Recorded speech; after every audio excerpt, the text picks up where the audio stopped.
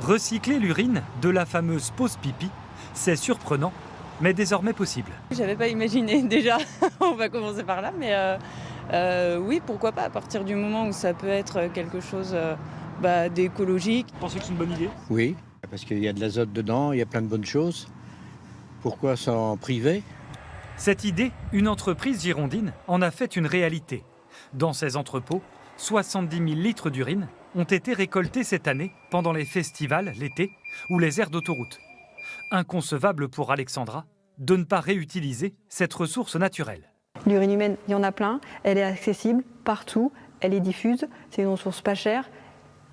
Et aujourd'hui, c'est absolument un non-sens d'uriner dans l'eau potable. L'urine a surtout de nombreux atouts pour devenir un excellent engrais, car elle est riche en phosphore, azote et potassium, dont les plantes raffolent. Nous, on s'est dit, finalement, dans l'urine, vous avez tous ces éléments. Donc on récupère l'urine et partout où vous faites de la fermentation industrielle, on peut imaginer utiliser l'urine à la place. Et donc c'est ce qu'on fait. Depuis 2 ans, cet agriculteur a remplacé les produits chimiques par le concentré commercialisé par cette start-up. Résultat, en termes de rendement, c'est équivalent. J'ai obtenu les mêmes résultats. donc c'est plutôt positif. C'est très positif, très bien, puisqu'en plus, par rapport à l'utilisation, c'est très facile. Il suffit de mélanger quelques litres avec de l'eau et c'est très pratique. Autre avantage, son prix, 45 à 50 euros l'hectare, soit un peu moins cher que l'engrais classique.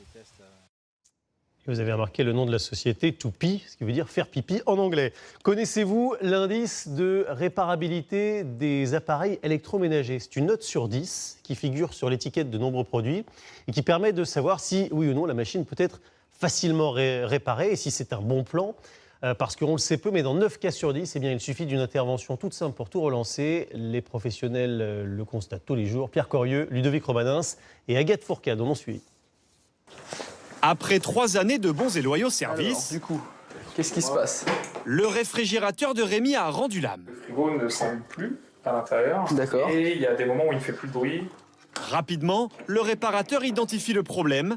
Il s'agit d'une panne électrique. La priorité est donc de vérifier l'état du compresseur. Une réparation simple, et c'est comme ça 9 fois sur 10.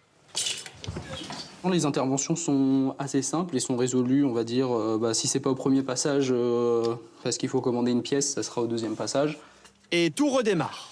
Coût de la réparation, 140 euros. 2 fois moins cher qu'un appareil neuf. Je me retrouve avec une intervention qui me coûte pas très cher et qui me permet de garder mon appareil pendant plusieurs années encore. Faire réparer plutôt que d'acheter neuf, de plus en plus de Français choisissent cette option pour payer moins cher. Dans cet atelier, on restaure de tout. Vous allez retrouver par exemple du lave-linge, on va avoir du lave-vaisselle. Un petit peu plus loin, là-bas, on va retrouver des frigos. Et parfois, ces réparations ne coûtent presque rien. Par exemple, ce lave-linge. Son propriétaire l'a jeté alors qu'il suffisait de retirer les 2 pièces de monnaie qui bloquaient le système.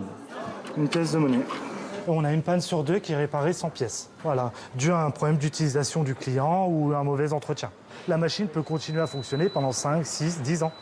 Ici, on estime qu'à peine 3% des pièces détachées ne peuvent pas être remplacées car elles ne sont plus fabriquées.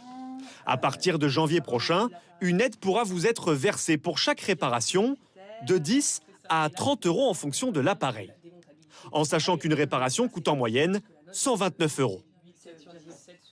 Un des freins à la réparation, c'est le coût de la réparation. Donc, ce que vient faire ce fonds réparation, c'est aider économiquement le consommateur pour que cette réparation devienne moins chère. Aujourd'hui encore, des millions d'appareils électroménagers en panne sont jetés à la déchetterie. Les réparer vous permet donc de faire des économies